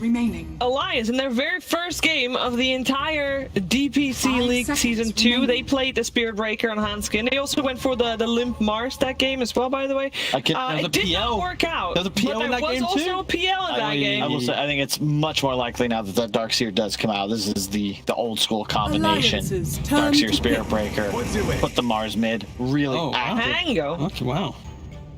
Interesting. Interesting generally is not necessarily a good thing. What do you truly think about the Rasmus Tango? It potentially could be Rasmus, could be Stormstormer. I expect it probably just to be Rasmus, but they are giving themselves some type of way to play into a potential illusion hero, adding wave clear through Pangolier, can go Maelstrom, and they go for the Darkseer. Yeah, so mid Mars, they go for the classic combination of Spirit Breaker Darkseer. Oh, come on. And this also makes it a lot easier for them to take Nico's hero. You can't really replace Darkseer as an offlaner. Spearbreaker Mars is not a great combo. And sure, Hellbear Smashers now, they'll ban out probably PA and PL. But, you know, then you still any have melee the carry Jugger in there. The Lifestealer is still up for grabs. The Sven is still up for grabs. The main thing here, though, Spectre's still up for grabs. this Spearbreaker Darkseer lane isn't going to be the easiest lane for them. Sorry. They're playing, no, it's fine. They're playing into a tree. Naturally, is very good against these heroes, but the grass can punish melee aggression. Dusa will free farm. Dusa will free farm. So for Alliance, they don't have clean tower damage that they had in the first game. And that's the main reason how they picked apart Smashers was early tower pressure to prevent just simple map movement. So yeah, Alliance, they have to do really well at just early skirmishes to break down the map before Pango has Maelstrom +1, before Medusa has what Nico Baby had in game 1. This is really reminiscent of the sort of stuff that I used to play back in the day when I had Limp and Hotskin as my boys. You're punished mostly by big team fight spells, and if you can't play fast and just always be on map, things can get a little dicey, but it's a really fun way to play Dota 2. So is there a way for Hellbear Smashers at the moment to, like, I just see this Alliance draft so far, they're gonna run at Smashers, right? Is there a way for Smashers to stop that? Yeah, counter aggression, that is king for Smashers. They have the weakness of their draft right now is going to be this offlane. Pango plus Lion isn't going to apply a lot of pressure. It's why they're banning out Slark, for example. And if you have an independent carry that unlocks the AA to play with this Spearbreaker, with this Darkseer, then it's a lot of difficulties, because Smash is the best way that they play right now is Pango TPing away from the offlane to counterplay that aggression naturally will come. So yeah, fundamentally it's having a mid hero that can also TP, so you don't always have to TP the offlaner to rotate in, giving Nico Baby free farm. A couple of times when Hellbear Smashers, when Ace had the Medusa, they paired it up with their mid laner for Stormstormer of the Queen of Pain. Honestly, I wouldn't mind a hero that has some type of disconnect on mid. I think Storm over Quap, if that's the direction you're going. Any hero that can annoy Spiritbreaker. Spiritbreaker is a hero when you go to mid. If you're playing against anyone with kind of movement or kind of just a way to counter gank you on the tower, it is so hard to play into. You can't pick the Limp DK. It's you Nico Baby. Pick the other Nightly King. The PL. If you really want okay. Pay some pressure. Okay, that's fair. That's fine. Hey! This is an OD, and this is a hero that in the upper division has not yet been picked. So it's a hero we can tick off our ignored hero list. Vision is critical right now for Smashers in mid lane, because OD dismantles Spearbreaker early game if you have the vision available to imprison and stop that charge. And going into the mid to late game, that save. Again, it can dismantle this type of game. Omni Slash is a really good game, but it's about pacing, positioning, and vision. And that is the issue of game 1. Smashers lacked good vision and lacked good pacing, positioning. It's so key, too, because you know Alliance is running at you. And you don't have a great catch on the side of Hellbear, but your response can be quite good if you are prepared. Your supports provide most of your lockdown. OD wants to save, draw out the fight, but if you aren't prepared, if you can't turn things around and be aggressive to match Alliance's pace, then you're just going to feed heroes. Alliance are playing with my heart, you know, like I love Spiritbreaker. I used to work with Smashers, so it's like I kind of want Smashers to do well, but then there's a Spiritbreaker, so it wouldn't be an Alliance series if it doesn't go to a third game. That is true. Can also you can go both ways. But I think Spiritbreaker is honestly a super underrated hero right now. I think honestly it should be shown a lot more respect within drafts, and I want to see the hero do well. Again, Smashers, Spiritbreaker, Smashers, Spiritbreaker. That's all I gotta say. It's just going to come down to how much work Alliance can get done. I think the bottom lane is going to be better, or the safe lane for Smashers will be better than we might expect. Medusa lane? Can't Medusa. If she is free to just farm agents, relax, get the Manta, get the Ags, things go really well. Okay, let's see if Ace then can get the Nico Baby treatment from previous game, of course, as the roles are swapped this time around. Let's see also if Alliance can take a series 2-0, or if we're going to a third game to this series. We're finding out together with Moxie and Purge.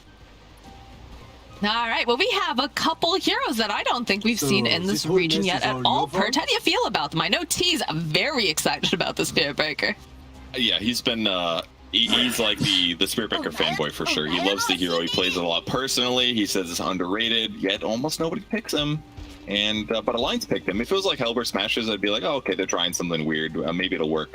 And maybe Alliance is feeling really comfortable, so they're trying out some different strats or whatever. But yeah, we'll see how it works out. The hero has been. It doesn't seem that I'm not as up to date on it as T Governor is, but feels like the hero's about the same. I haven't even seen him in pubs recently either. You've clearly not been playing in the pubs with Tigo.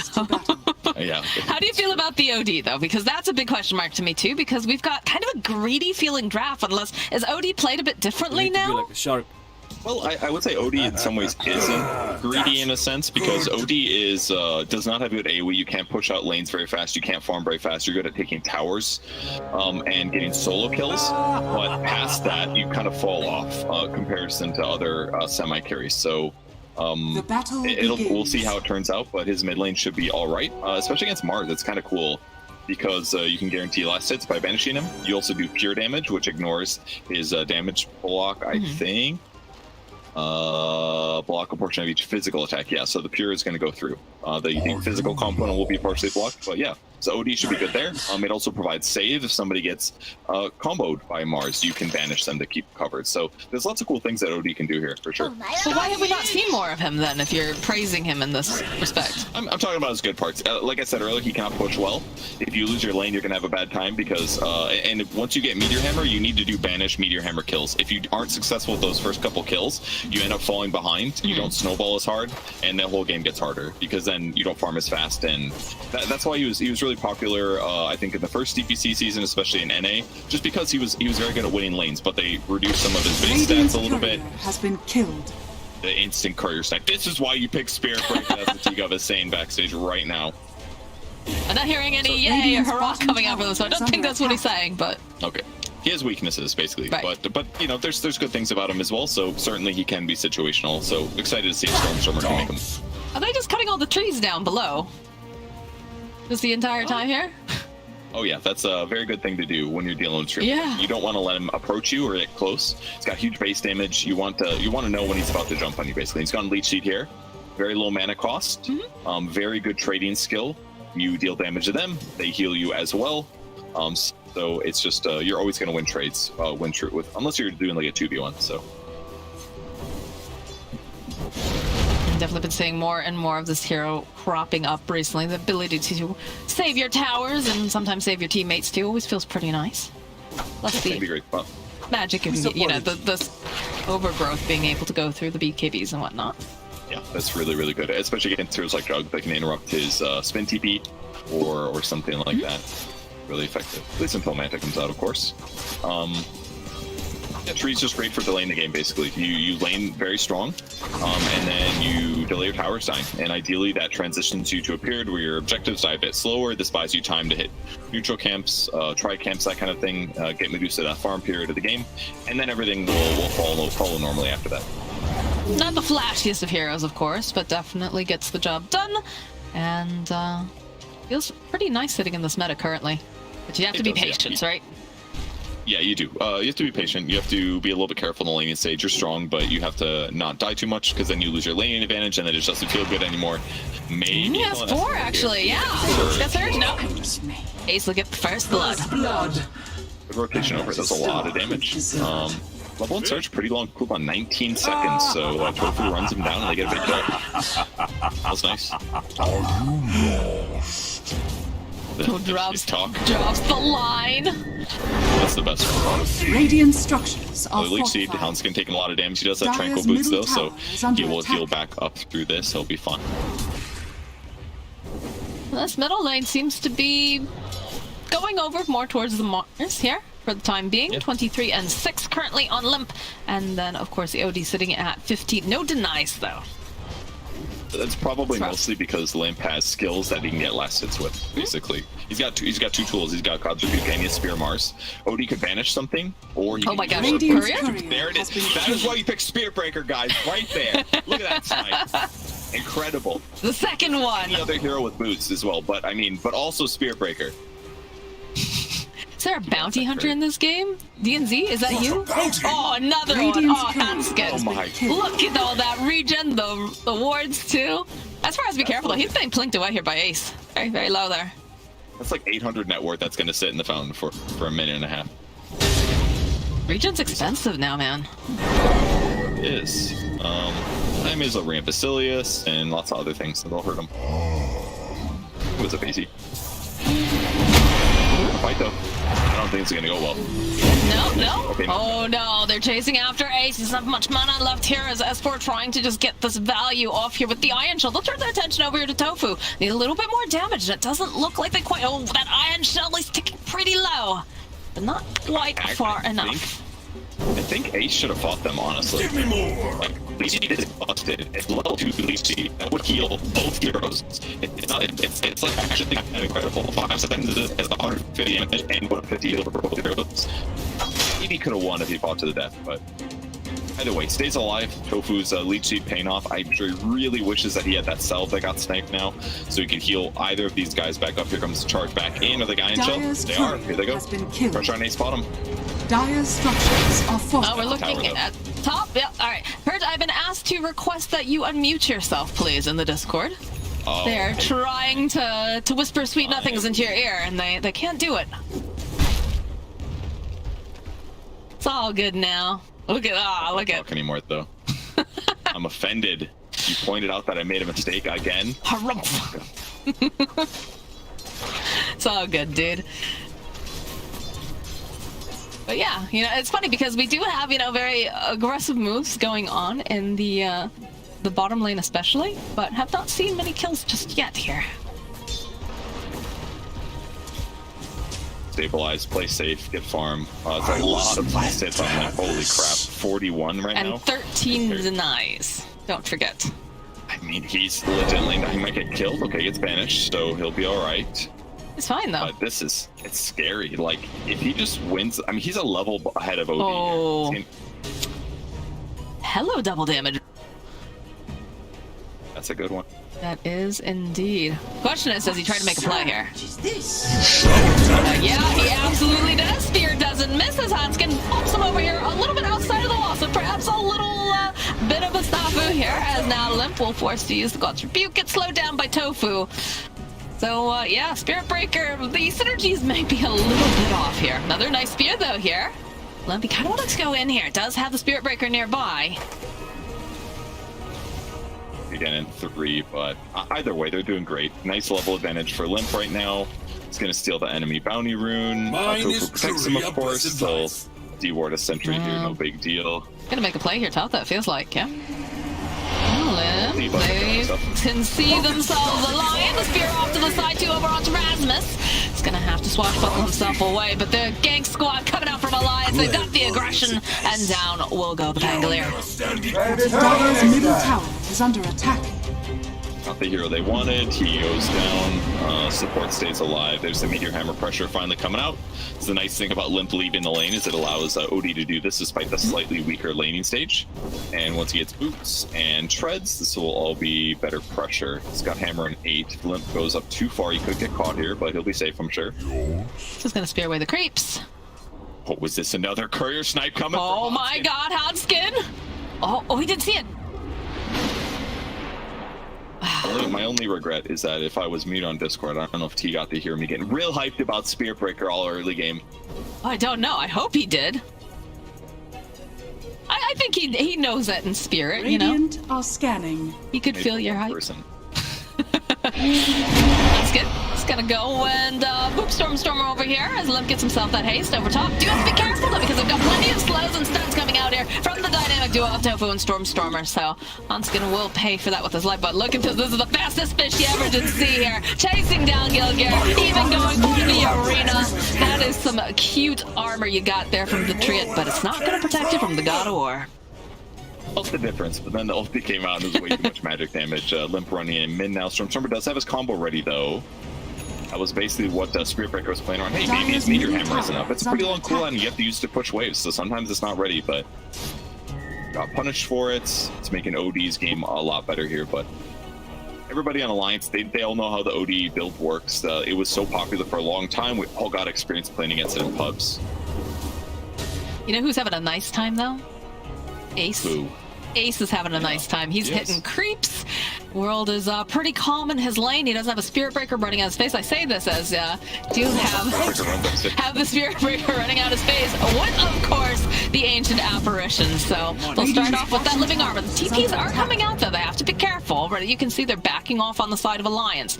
Teleport does indeed get cancelled. Limp is still nearby if they want to try to make something happen. Just have that arena, though.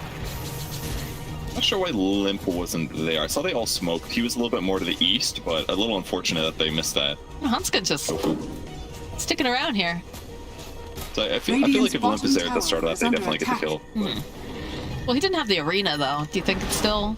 Does it still go that way? Good point. Yeah, maybe not. I mean, they would have done like 2 stuns in a row, but they definitely needed his damage at least. Not that his DPS is that massive outside of the burst, but it would have helped. Either way, they slowed down Medusa a little bit. They wasted the TP for OD. That means if they gank a side lane now, they know that OD can't show up. That's pretty good. They can gank mid lane now. Running at Stormstormer. The arena just... Oh, the arena has it, but the Spirit not quite there. This time, Hanskin not going to be able to bounce him out of the arena, but Rasmus does make his own rotation. Not enough mana, of course, to use that Rolling Thunder, so he'll just provide some support as Gilgir. Well, you're on the other side. Think about making a play. Got the invis. Standing there. Uh-oh. Dog barking. The dog is stressed too. Oh my gosh. Gilgir. Oh, the Hearth Spike on too. The Rolling Thunder coming in hot, and we're just gonna roll around in circles here. It's like, oh, they use the Astral Imprisonment over on the side, and that is a melted ice cream cone. Okay, not bad fun. Did you see what happened when Gringo jumped in before through the Mars ulti? He like swashbuckled through it, but it interrupted him because the spears punched him, so he just lost his swashbuckle. That's why his rotation felt so mediocre there. But ultimately works out that great double stun to get the tower as well. So let's go to Paper Smashers. Yeah, I'd say so. And again, there's so much space here for this Medusa. It's currently sitting at the top of the net worth, and this is a hero that farms very, very quickly. He is fast. Doesn't take much, just a couple agility items, get some attack speed up levels are a big deal. Hopefully get in charge bottom though, we'll see. They even dropped a wall on top of that. Look at these TPs coming out. They have the vacuum. They're going to drag back, but Stormstormer, he is here. They'll find the kill on Tofu. Trying to hold up here with that meme hammer. Hanskin hiding in the corner. Says, please God, don't look over here. Does manage to get Stormstormer to walk through the wall a little bit. To go right back in again. There it is though. Again, the Astral Imprisonment. S4 can't do a whole heck of a lot, but Limp is, of course, here. He gets hexed up immediately here from Gilgir. Rasmus Rolling Thunder coming in, bounces right back as he's able to roll up. Rapidly Ice Blast comes in and connects over onto Stormstormer. As now Limp is just chasing after Rasmus. Nico Baby's here as well. Would love to get his hands over here onto this Pangolier, but it's just a little too fast for them. And that patch was it changed everything. That patch interrupted the overgrowth, and as a result, the hammer didn't hit. He held it through, didn't hit anybody, and then great dive there. Good rotations from Jug as well as Mars. Rasmus trying to slow this down, but he's not really. I'm not feeling his impact too much. His Rolling Thunder doesn't synergize super well with OD because sometimes they're just going to be banished. You don't get those hits in, and he didn't really get that many Rolling Thunder hits up on these supports. So things are looking good for Alliance. They haven't really done much to Ace yet, which is the one target they really want, but that'll be the next target. Mid tower, invade, tri-camp, limit what Ace can do, but he's pretty darn close to the items he wants. He finished Dragonlance, so he's delayed on the Manta, but his raw stats are looking really strong right now. So Caliber Smashers, as long as they play around him, we're gonna have a decent time. Well, you can see that they're making the play here for this top tower. They are forced out over their own jungle down in that bottom lane with the tower being taken out, and do have some nice vision being placed up and around here by Alliance, trying to keep tabs on the Dusa, but just calmly hitting away here at this tier 1. Alliance is smoked up. They're thinking about going in for this fight, them leading the charge. Tower goes down. They still stick around? Feels like they're considering it. They're trying to get more information. S4, spotting out Ace. Ice Blast, can they connect it? The wall, Ice Blast gonna deploy that debuff, and this is not looking great here for the Medusa's Ace. He just doesn't have the mana to be able to go in and use that Stone Gaze, so he's going to fall. They turn this back around, Rasmus rolling around in circles here. They do have the Hex, they have the Finger. Can they burst down Hanskin, as he is the one who is left behind, but they missed the stun. He's able to just charge away to the creeps. Over on the back line, Limp is still here, and he is very angry. He's gonna duck behind the wall, though. So find the kill on Gilgir. All right, great fight for Alliance there. Ice Blast missed a little bit, so it looked a bit iffy, but they had more than enough damage with everybody else on their team to pick him off. Stormstormer's sticking around. Yeah, somebody should push out this thing. He's probably hoping he can spot Handskin or get a solo kill. Yeah. I think S4 might see him here. Yeah, he just has to push out this lane since Medusa's dead if he doesn't do this. They're gonna have troubles with other people. There it is. The Spirit back. The Wall of Replica was great. The charge. Everything got thrown in there. Great rolling boulder by Rasmus to buy some time, but it's just too much damage. Is indeed. And Stormstormer used his Meteor Hammer, I think, to try to save Dusa. Canceled this, something like that. I didn't see it. So he didn't have it when the SB came out of the Vanish. That's why they lost that kill. Small mistake there. That ends up costing them a decent amount. They lose Pango in the mid lane. That was a very disappointed dad sound. Yes, I don't know why he died in the mid lane. I didn't catch it. Bad, but Mars picked him up. So maybe remnants of his low HP from the fight. I'm not sure. Possible. Maybe just stepped a little too far forward here, but you have a 2K net worth lead at 15 minutes into this game. Again, Dusa, though, hitting creeps. Doing what they need to do. Okay, here we go. Here we go. Yeah, he's just Rasmus sat a little bit too low. Gets speared, and then the God's Rebuke. A little bit low from the previous fight. So. Go baby. And Limp, they find themselves a friend down here. The Pangolier just coming back alive, and now he's gonna be dead again. Kind of a tough position for a Stormstormer to be in. He looks really limited on his levels here. Still hasn't skilled his ulti yet. Can't help but think that's a bit weird, but he also needs 4 points of Arcane Orb to get it to 0-second cooldown. He wanted Vanish, obviously, at max level to make it easier to land Meteor Hammer, things like that, but he hasn't gotten enough kills or been around enough team fights that are successful for him to get all these extra levels. So, like, we haven't even seen a Sandy's Eclipse yet. At some point, he should have gotten a solo kill here. At some point. Vanish up Nico, baby. Good way Alliance is playing, though. The stun. Limp waiting so patiently. He's got the blink, of course, with that arena. Would love to get the jump in here. Hear the Rolling Thunder coming out from Rasmus. Immediately looks the way Alliance. They just Delta split. Instantly. Nico Baby, though, finds Tofu. Wants to get rid of this pesky tree. They follow with the arena. Big Alliance blast getting tossed in as well. The nice stun coming in. The Sorcerer is left over on the side. He is going to go down to FNG. Hanskin running away here from Ace over on the back lines. They'll end up losing the Spirit Breaker. Rasmus getting chased after here by Nico Baby. Trying to get that disarm off. Not going to be able to quite find it. Ace now left behind here. Separate from the rest of his team. As Limp is focusing him down. Again, Nico Baby charging after Tofu. Immediately finds himself Medusa over in the tree line. No mono left over here for this Medusa. The spin is out. She doesn't have the stone gaze here. They just roll around and down will go the Medusa. And they'll just focus up over on the tower. Some doing, but they win the fight eventually. It looked really good for Smashers because they had perfect vision of their opponents, but they ward to the right, spotted the rolling boulder coming, and as a result, Alliance gets to disengage without getting caught there. It's almost like they need to just start with Overgrowth to lock them down, but they couldn't have anticipated. Great Gilgir? It was a great hex. Is it going to be enough to save him, though? Stormstormer buys him just a bit more time, but I'm pretty sure that this kill belongs to Nico Baby. Taking a while to kill the tower, but I mean, team fight after team fight now, Alliance is winning them. They've killed Dusa twice in a row now. The fights haven't really gone convincingly in the other direction. Stormstormer hasn't gotten a kill in a while. He does have a Witchblade, which is a cool item for OD, but in the last fight, his attacks were just getting caught by the end of the Arena of Blood, so it didn't even do that much either. So if OD doesn't get solo kills and transition here, it just doesn't feel as powerful.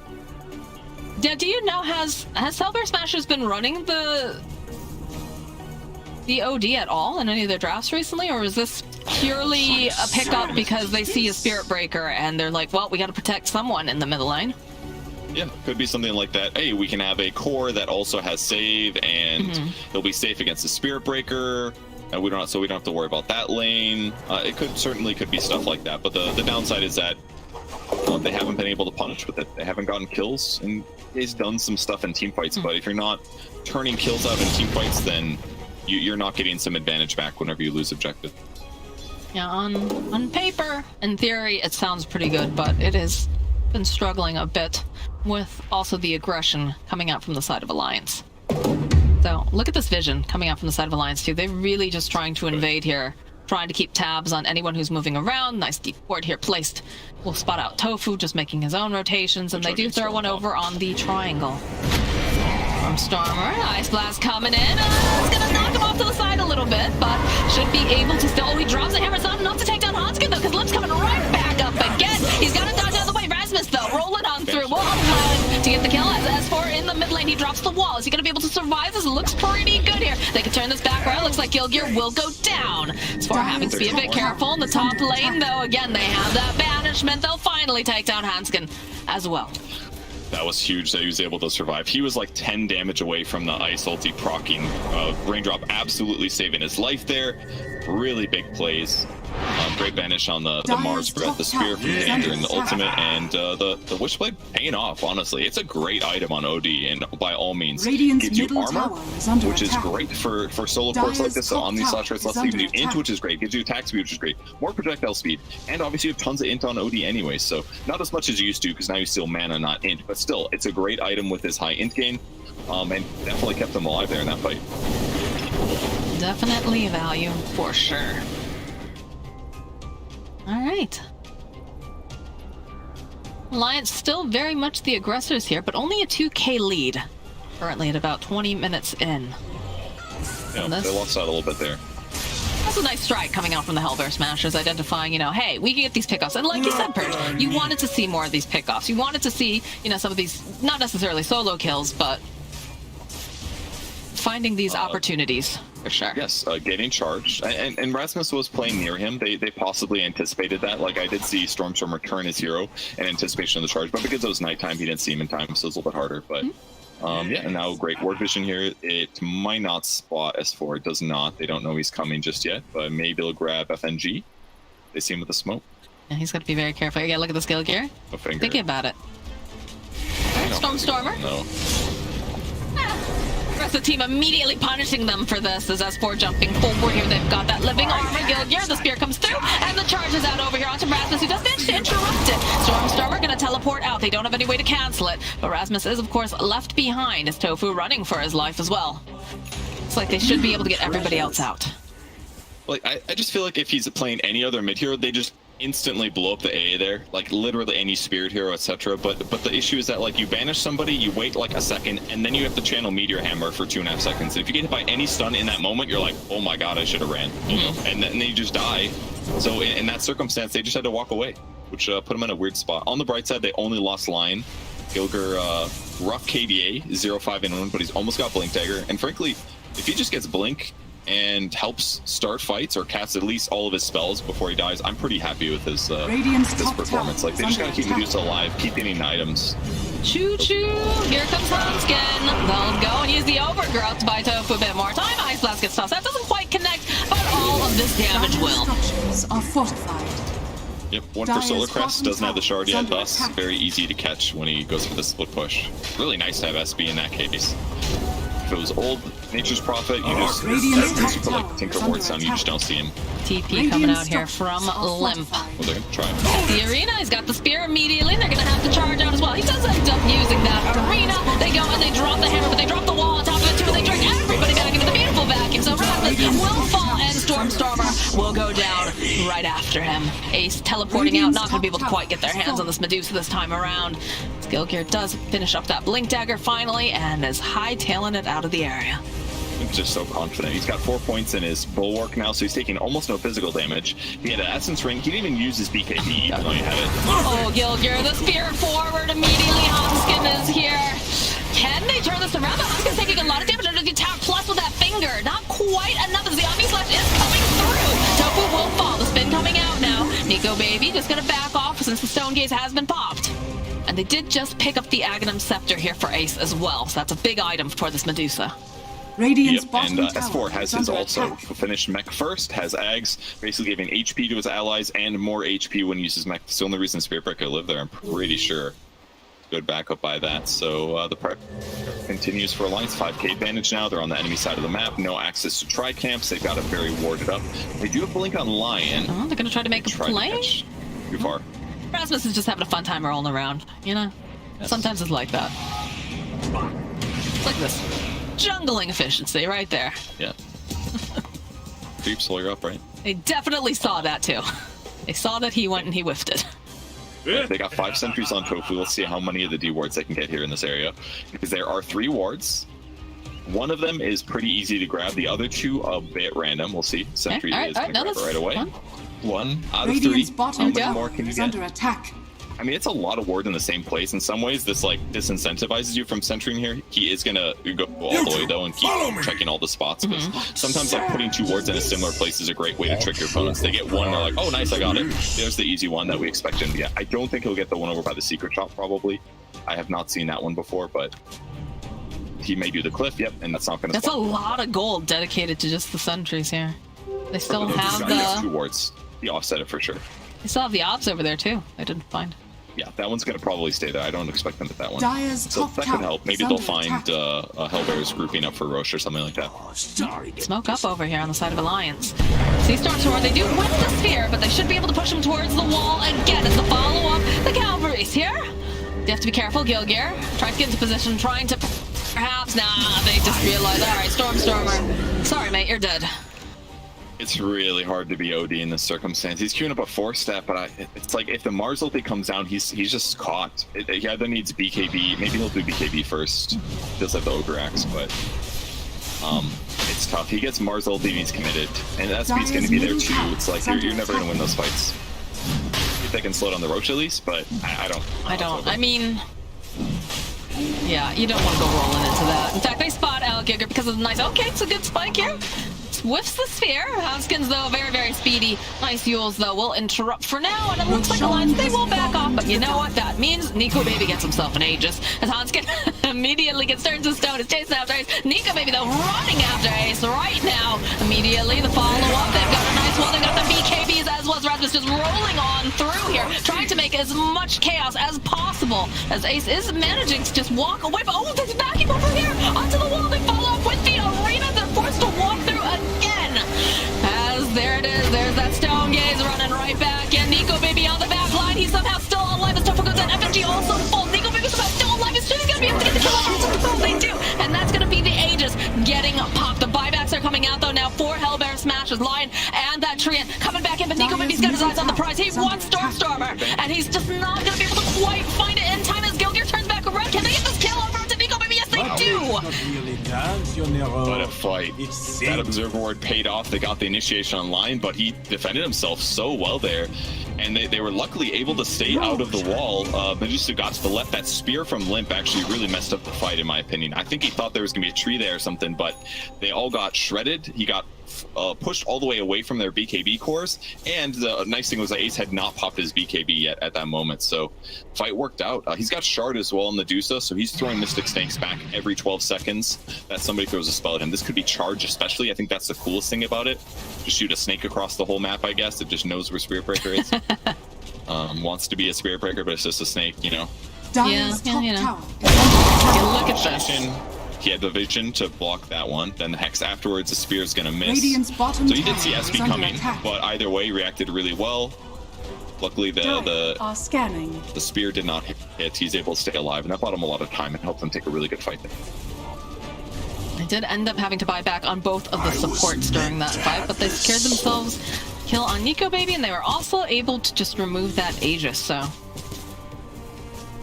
Great. I think you're okay with that if you're on the side of Smasher. So Medusa still sitting top net worth, 18k here. I mean, OD ate a full Omni Slash there, and he was able to stay alive with Astral Imprisonment. Like, that was pretty insane. And then they killed him afterwards as well. That was really well done. Jug just doesn't seem like the strongest late game carry, and that's one issue that the hero has to deal with sometimes, but it does a lot of other good stuff. Healing Ward, Omni Slash can be really good against the right cores. It's very good against Medusa at times. But as the game continues, Nico B will be fine. He's got Eye Scotty, so limited healing. Really nice slow against Dusa. Rangers do not like playing against Scotty buyers because the slow is even more extreme. So if you ever catch Medusa out of position, she's gonna die for sure if she doesn't have her ult. Smashers are playing very tightly around Ace here, realizing that any smoking, because the line's very, very aggressive, of course. They want to be able to protect her at all costs, so they are moving very tightly together. Same thing, though, on the side of Alliance. They have their focus over in this top area of the map for the most part. You have S4 a little bit off to the side, just pushing out some waves. So I'm gonna hold all these items, all these neutral items. It's hard to decide. These are all really good.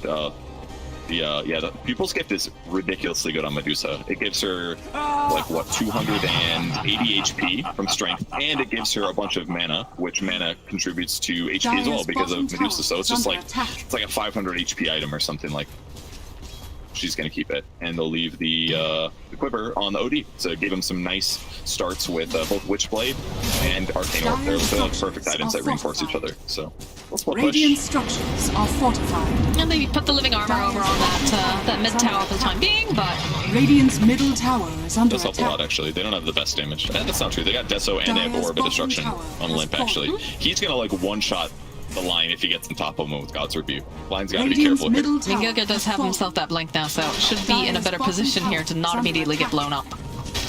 But if somebody, like, initiates him, Limp's just going to, like, blink and give him the shield slap. He's dead for sure.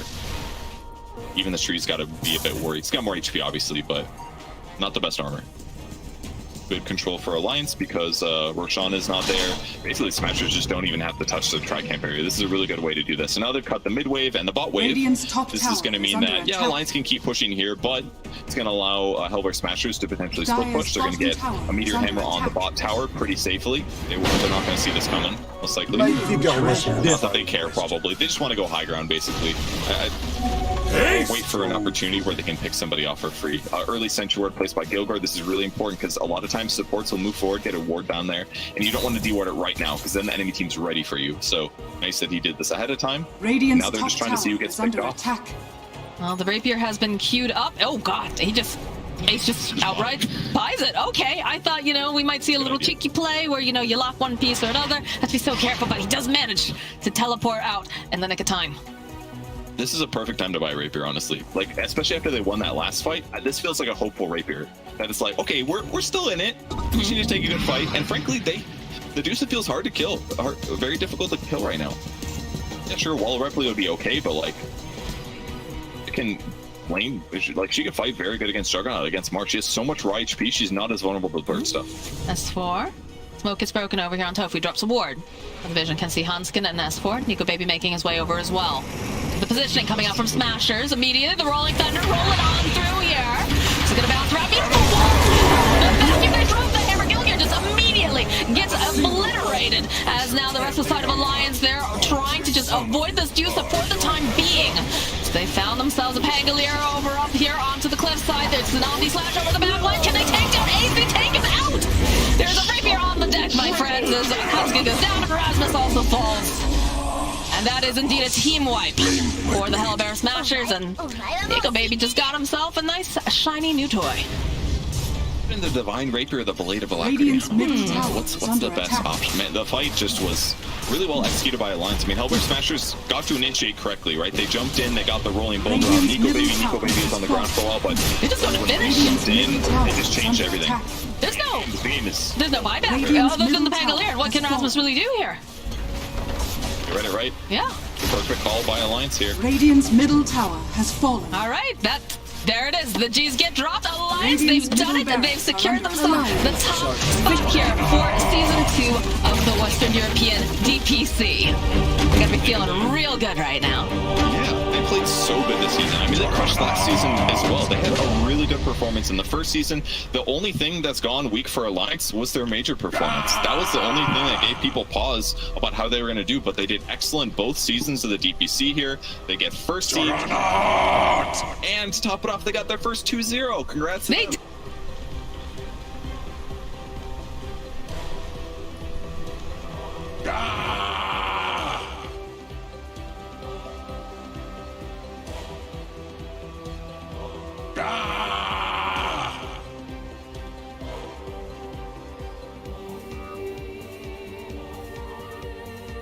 Juggernaut!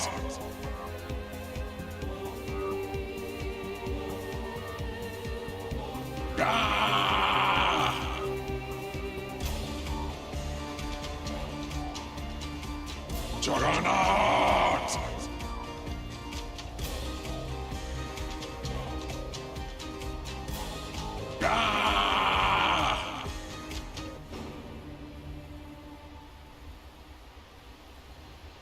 Juggernaut!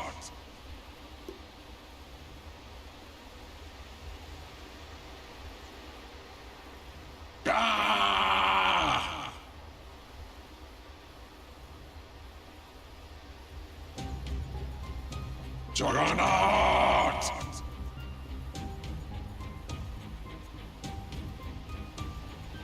Juggernaut!